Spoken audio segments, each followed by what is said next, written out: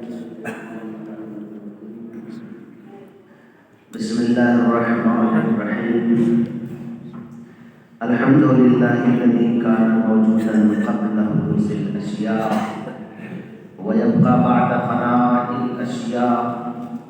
تفرد بالأولية والقدم ووصف كل شيء ما عداه بالفناء والعدم. كما قال عز شانه: كل شيء هالك إلا وجهه وكل نفس ذائقة الموت. وقال: كل من عليها فان ويبقى وجه ربك ذو الجلال والإكرام. سبحان من لا يخفى عليه اختلاف الرجال ولا يعذب عنه معاصي العباد في الخلوات. سبحان الله الذي منه خلقة العباد وإليه المعاد. فمن يعمل مثقال ذرة خيرا يره ومن يعمل مثقال ذرة شرا يره. نشهد أن لا إله إلا هو الملك الذي لا ينازع في ملكه ولا يضاد في حكمه. يعذب من يشاء بما يشاء كيف يشاء ويرحم من يشاء بما يشاء كيف يشاء. تعذيبه المسيئين عدل وعفوه تفضل. ونشهد أن محمدا رسول الله وخير المبشرين والمنذرين صلى الله عليه وآله وذات المهديين. من ركب سفينته نجا واهتدى ومن تخلف عنها ضل فغرق وهوى. أوصيكم عباد الله بالاعتصام بالتقوى فإنه حبل متين وعروة وثقى. وبمبادرتكم الموت قبل حلوله وإعداد العمل الصالح قبل نزوله. فإنه وارد واقع نازل وإن تفروا منه أو كنتم في بروج مشيدة. الله الله عباد الله. فإن كل حي في الدنيا إلى فناء وكل مدة فيها إلى انتهاء. فما عجبا كيف هذه الغفلة وإنما نحن كركب الوقوف من أبناء السبيل. سيضرب عليهم طبل الرحيم فيرتحلون عما قليل وأسفا. إلى متى تلك الرفدة ونحن في دهر بالبلاء محفوفة وبالقدر معروفة. لا يدوم أحوالها ولا يسلم نزالها. العيش فيها مذموم والأمان فيها محدوم.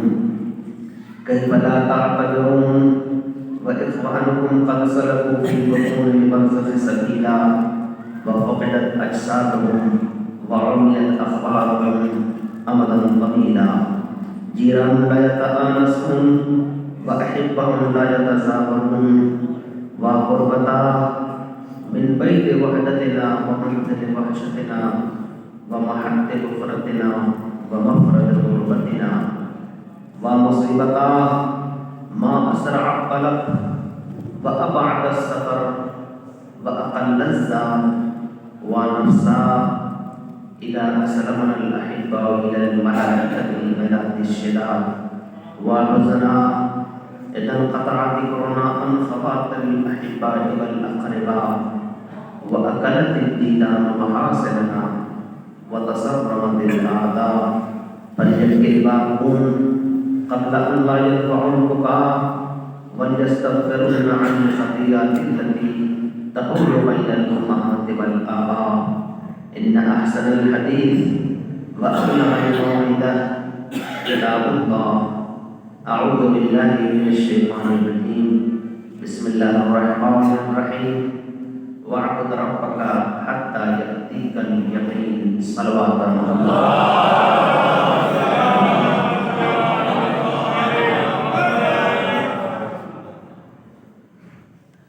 قرآن کریم میں بڑے واضح طور پر اعلان اعلان ہو رہا ہے کہ اپنے پروردگار کی عبادت کرتے رہو یہاں تک کہ تمہیں موت آ جائے۔ اس آیہ مبارکہ میں ظاہری ترجمے اور ظاہری گفتگو کی اگر بات کی جائے تو ارشاد ہو رہا ہے کہ وَاعْبُدْ رَبَّكَ حَتَّى يَأْتِيكَ الْيَقِينُ، اپنے رب کی عبادت اس وقت تک کرتے رہو جب تک تمہیں یقین نہ حاصل ہو جائے۔ ظاہری تفسیر پر بھی باطنی تفسیر پر بھی ظاہر یہ ہے کہ جب تک منزل یقین میں نہ پہنچ جاؤ کہ ہاں خدا ہم سے راضی ہو گیا ہے، جب تک منزل یقین میں نہ آ جاؤ کہ ہاں ہم نے حق عبادت ادا کر دیا ہے، تب تک عبادت کرتے رہو۔ تو میں تو سمجھتا ہوں کہ اس منزل میں پہنچنا آسان ہی نہیں بلکہ تقریباً ناممکن ہے کہ کوئی بندہ اس منزل تک پہنچ جائے کہ اسے یقین ہو جائے کہ بس جو مجھے کرنا تھا میں نے اس کا حق ادا کر دیا۔ لہذا اس منزل پر تو پہنچ پانا ناممکن سی بات ہے، اس لیے کہ کائنات کی سب سے عظیم ہستی، بندگی کے سب سے بڑے رتبے پر فائز، نبیوں کے سردار، اماموں کے سردار، کائنات کے مختار پیغمبر اکرم حضرت محمد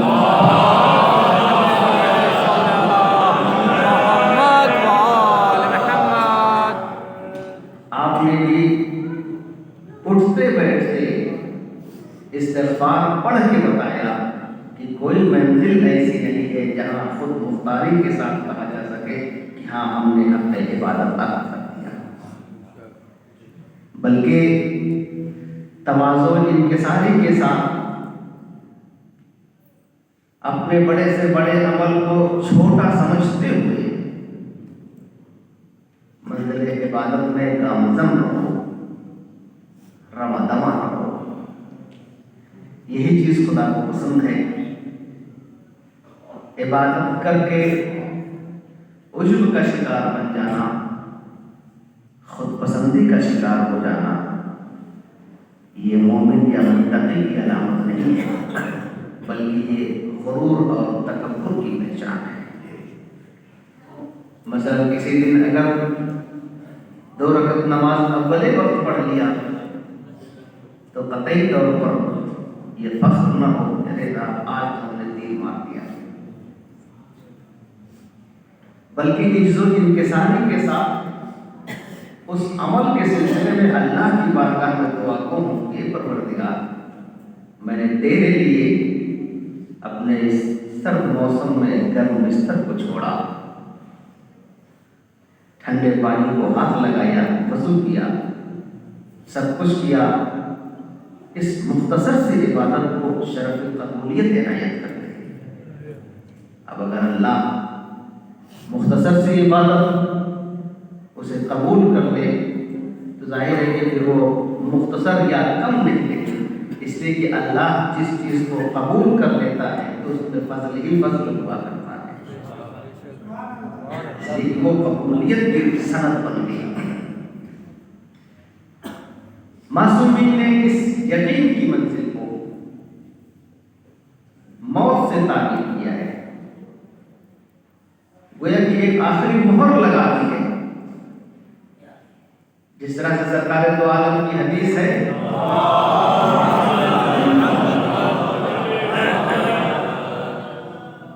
کہ علم حاصل کرو، اطلب العلم من المہد الی اللحد، آغوش مادر سے آغوش قبر تک علم حاصل کرتے رہو۔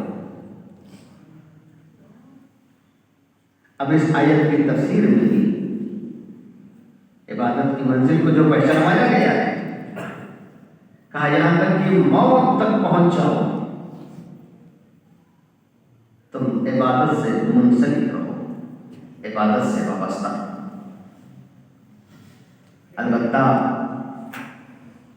عبادت عرفان کی متقاضی ہوتی ہے، معرفت کا تقاضا چاہتی ہے کہ کتنی معرفت کے ساتھ کون سے عمل کو انجام دیا جا رہا ہے اور کتنی معرفت کے ساتھ کس عبادت کو انجام دیا جا رہا ہے۔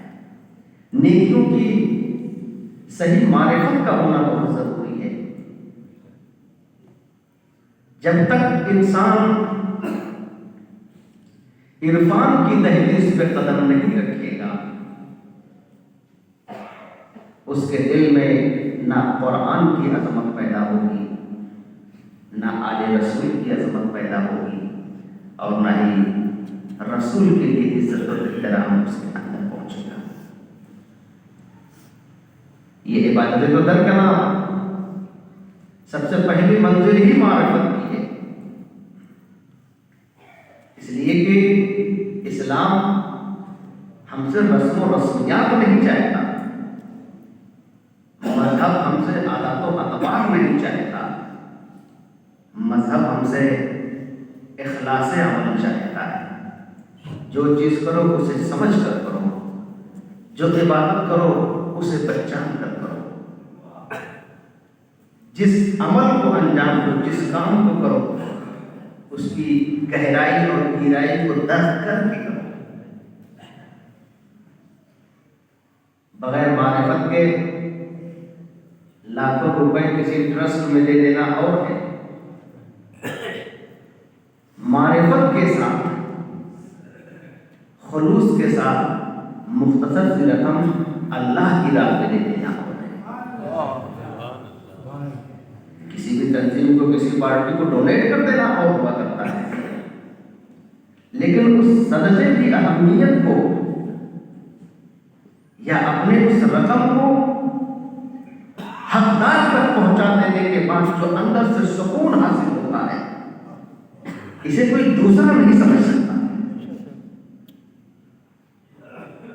دوسرے تو واہ واہی کو دیکھیں گے کہ ہاں صاحب اکثر ہوتا ہے، بہت سی جگہوں پر کوئی پروگرام ہوتا ہے یا بہت سے مقامات پر میں نے اس طرح کی بھی چیزیں دیکھی ہیں، مثلا میلاد کا پروگرام ہے یا یوں کہنے کی شب بیداری کا پروگرام ہے، اصل مضمون چھوٹی سی جگہ پر ہے، ایک پارٹ میں اصل مضمون اوپر سے آ گیا، اب اس کے نیچے جو مہمانان خصوصی کی فہرست ہے، بڑے بڑے نام ایک سلسلے سے 50 نام اس میں درج صاحب کی مہمانی خصوصی ہے۔ بھیا تم نے رسول کے نام پر جشن کیا ہے تو سب کے سب مہمان ہیں، اس میں خصوصی اور عمومی کیا؟ بھائی تم نے امام حسین کے نام پر شب بیداری برپا کی ہے، تم نے جلوس قائم کیا ہے، تو اس میں خصوصی اور عمومی کیا؟ ہر عزادار امام کا مہمان ہے، اور ہر مہمان کی عزت کرنا، تکریم کرنا یہ باعث فخر ہے۔ تو کہیں گے نہیں صاحب آپ نہیں سمجھے، کیا مطلب ہے؟ بھائی اگر مہمانی خصوصی ہے تو اس میں ہمارا نام ڈالو، کہیں گے 1 روپیہ دیا ہے آپ نے، کیا بتانا ہے؟ یہ اوپر جتنا اوپر جس کا نام ہے اتنا ہی زیادہ پیسہ اس نے دیا ہے۔ تو جہاں نام مربوط کی بات آتی ہے وہ ایک الگ شعبہ ہی بن جاتا ہے، لیکن اخلاص عمل کا شعبہ الگ ہے، جو یہاں شہرت نہیں پاتا بس میں ملائکہ میں شہرت پاتا ہے۔ جس کی شہرت یہاں نہیں ہوگی اس عمل کی شہرت اس وقت ہوگی جب انبیاء کھڑے ہوں گے، معصومین کھڑے ہوں گے، سارے امتی کھڑے ہوں گے، اس وقت پکار کر کہا جائے گا کہ یہ حسن عمل کس کا ہے، اس نام کو آواز دی جائے گی، اس کی جگہ لینے کے لیے وہ وہاں پر موجود ہوگا اور آئے گا، وہ ایک الگ کیفیت ہے۔ تو لہذا نیکی کی ضرورت کو سمجھ کر، اس کے استحقاق کو سمجھ کر بات آ گئی تو میں ذرا چھوٹا سا ایک قصہ آپ کو سنا دوں. ایک حاجی صاحب تھے. اس میں بھی دیکھیے ترمیم کی ضرورت ہے. حج کرنے کوئی خدا نخواستہ اس نیت سے نہ جائے کہ اب آج کے بعد نام کے آگے الحاج لگ جائے گا یا حاجی صاحب لوگ پکارنے لگیں گے. خدا نہ کرے کربلا معلیٰ یا آباد عالیات کی زیارت کے لیے ہم جائیں اور ذہن میں یہ فکر آ جائے کہ آج سے ہم کربلائی ہو گئے. بھائی معصومین کی نظر میں آپ مشہدی ہو گئے، کربلائی ہو گئے، انہی کی نظر میں رہنے دیجیے. خود اپنی نظر میں اپنے آپ کو کربلائی نہ محسوس کیجیے، بلکہ اس زیارت کے بعد اپنی ذمہ داریوں کو اور سنجیدگی سے لیجیے کہ ابھی تک ہم گنہگار تھے لیکن اب زائر امام حسین ہیں. اب اگر ہم سے کوئی خطا ہوتی ہے تو ہم امام حسین کو کیا مجھے کہیں گے؟ اب کہیں امام پوچھ لیں کم سے کم مجھ سے ملاقات کے بعد تو تمہیں یہ کام نہ کرنا چاہیے تھا، تو کتنی شرمندگی ہوگی. تو بہرحال ایک ایک عمل میں سنجیدگی اور خلوص کا ہونا، نماز سے لے کر، حج سے لے کر، زیارت سے لے کر، ایک ایک عمل میں، یہاں تک کہ پروٹیسٹ سے لے کر، احتجاج سے لے کر. اب ظاہر ہے کہ کوئی ظالم اگر سر اٹھائے تو فقط دنیا کو دکھانے کے لیے نہیں، اللہ کو دکھانے کے لیے کہ معبود دیکھ میں نے ظالم کا ساتھ نہیں دیا ہے، میں نے گستاخ رسول کی حمایت نہیں کی ہے، اس کی مذمت کی ہے، تاکہ پیش رسول ہم سب کو ہو سکے. ایک حاجی صاحب ہے، اللہ نے نوازا تھا. بھائی ہر سال حج کرنے جاتے تھے. بہت سے لوگ اس طرح کے مل جائیں گے، اور خود میرے جاننے والے مختلف لوگ ایسے ہیں جو ہر سال ہر مہینے میں کربلا معلیٰ کی زیارت کرتے ہیں. یہ واقعی مقام شرف ہے. جو اپنی ساری ضروریات کو پورے کرتے ہوئے، حقوق کو ادا کرتے ہوئے، عزیز و اقارب کے اس اہم عمل کو بھی انجام دیتے ہیں. وہ زیارت پر ہر سال خصوصی طور پر معصومین نے خواہش کی ہے، دیگر ائمہ نے، کہ ہمارے جد کی زیارت چہلم کے موقع پر کرو، اربعین کے موقع پر چلو. تو جاتے ہیں بہت سے افراد ایسے. ایک حاجی صاحب تھے، ہر سال جاتے تھے، اور پھر جب حج کا زمانہ قریب آیا یہ اپنا پیسہ کوڑی لے کے ظاہر ہے کہ بھائی جائے قافلہ سالار کو بتا دیں پیسہ دے دیں چلیں گے. کی بات نہیں گئے کسی اپنی بستی سے باہر نکلے تو دیکھے کہ ایک جگہ غلاظت وغیرہ جہاں نہیں رہتی ہے، گھور کہہ لیجیے یا مسملہ کہہ لیجیے آپ جو بھی یا نگر پالکا کا کوڑا کرکٹ جہاں پھینکا رہتا ہے مثلا، تو دیکھا انہوں نے ایک بزرگ خاتون مرے ہوئے مرغ سے کھان اتار رہی ہے. اچھا اتفاق سے نظر پڑ گئی.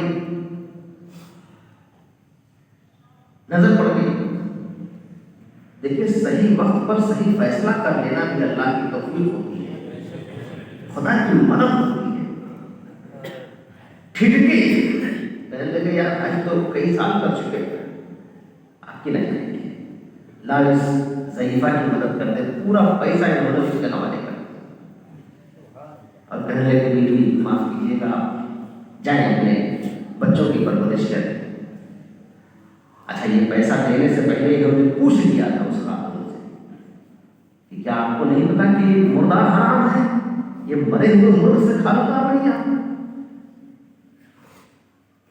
تو اس مومنہ نے سر اٹھا کے کہا تھا کہ مجھے سمجھاؤ گے، میں اولاد رسول میں سے میں سیدانی ہوں، میرے اوپر واجب ہے اس وقت کہ یہ مرا ہوا مرغ میں اپنے گھر لے جاؤں، اس لیے کہ آج تیسرا دن ہے میرے بچے بھوکے ہیں. دے دیا صاحب، واپس چلے گئے. اب کیسے کیا ہو نہیں معلوم، مقابلہ گیا ہے کچھ کر کے آئے. ہوتا یہ کہ لوگ استقبال کرنے کے لیے جاتے ہیں، مثلاً لوگ مانے چلے گئے بستی یا اور آگے اگر رسیو کیے. جس سال ہم کو بھی شرف حاصل ہوا تھا اور اللہ ہی کے لوگ ہمارے ساتھ تھے یہاں آنے سے پہلے، تو مومنین اللہ ریلوے اسٹیشن لکھنؤ لینے کے لیے گئے تھے، جو لوگ واپس آئے تھے. تو پہنچ گئے اسے مثلاً وہ قافلہ بھی جب حج کر کے لوٹا تو بستی کے لوگ نکلے بھائی چلو حاجیوں کا استقبال کرتے ہیں. اب جب استقبال کرنے کے لیے گئے تو یہ بھی اس میں گئے حاجی صاحب جو ہر سال جاتے تھے کہ نہیں گئے. تب جیسے یہ پہنچے تو جو لوگ حج کر کے لوٹے ہیں وہ ان سے پوچھ رہے ہیں کہ وہاں تم کب آ گئے, اتنا جلدی کیسے آ گئے, تو ہم سے پہلے کیسے آ گئے. تو یہ بیچارے چکر میں پڑ گئے, کیا گئے نہیں تو لوگ کیسی باتیں کر رہے ہیں. خیر کچھ نہیں بولے. رات میں سوئے خواب میں بنفس نفیس حضرت محمد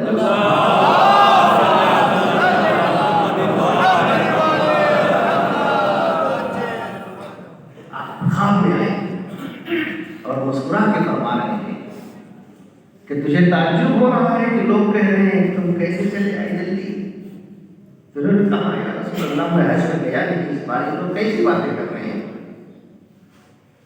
تو رسول اسلام نے فرمایا تو صحیح کہہ رہا ہے کہ تو اس بار حج میں نہیں گیا, لیکن تو نے حج پہ نہ جا کر ہماری اولاد کی ایسی حالت میں مدد کی ہے کہ وہ مدد اللہ کو اتنی پسند آئی کہ تمہاری ہی شکل و صورت کا اس نے ایک فرشتہ پیدا کر دیا ہے جو اب سے لے کر قیامت تک تمہاری طرف سے حج کرتا رہے گا, چاہے تم جاؤ چاہے نہ جاؤ. تو نیکی کی معرفت ہونی چاہیے کہ کون سی نیکی کس وقت کرنی چاہیے, کون سا عمل کس ٹائم پر, کس ضرورت مند کو پہچاننے کی ضرورت ہے کہ آیا کوئی ضرورت مند اپنی خیرت کی بنیاد پر ہاتھ نہیں پھیلا رہا ہے.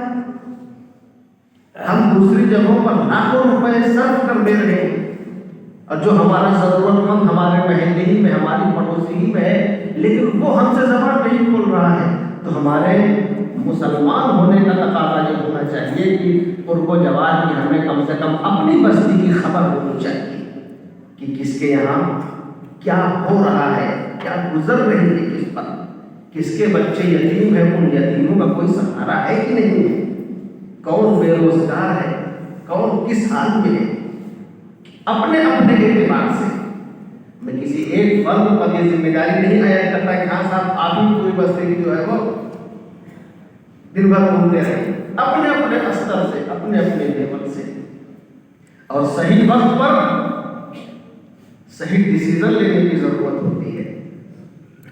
اگر صحیح ٹائم پر صحیح ڈیسیزن نہیں لیا جاتا تو سوائے شرمندگی اور پچھتاوے میں کچھ نہیں ہوتا.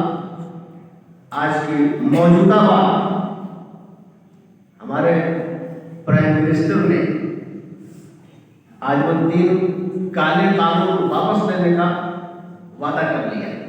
ابھی 9 بجے کی اسپیچ میں انہوں نے 3 قانون جو کسانوں کے خلاف تھے انہوں نے واپس لے لیا.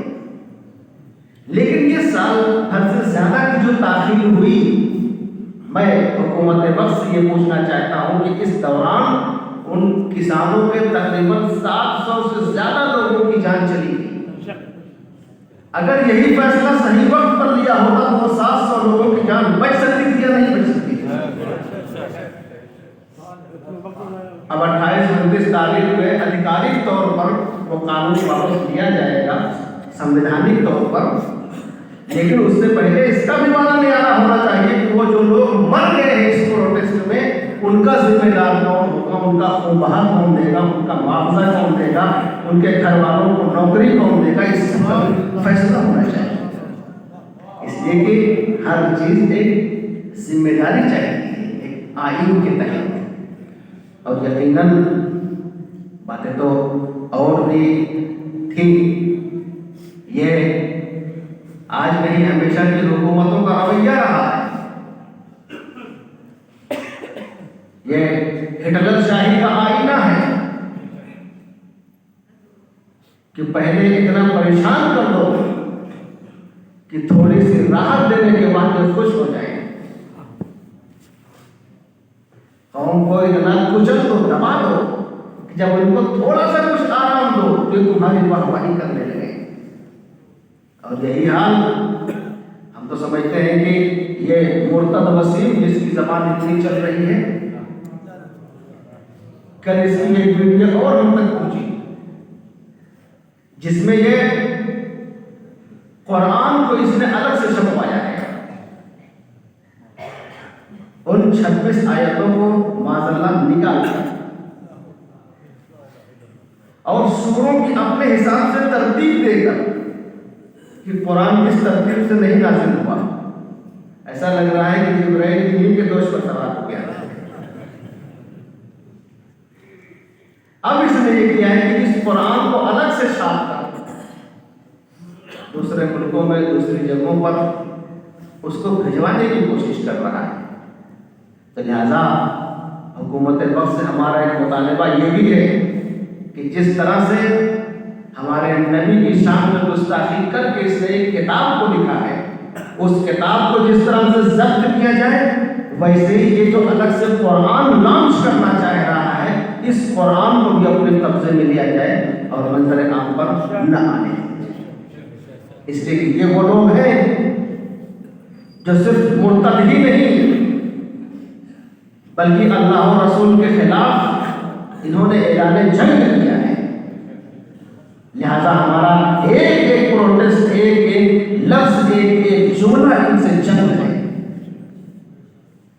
اس لیے کہ اچھا جو جنگ کی بات ہے میں ایسے ہی نہیں کہہ رہا ہوں، سرکار دو عالم سے حدیث ہے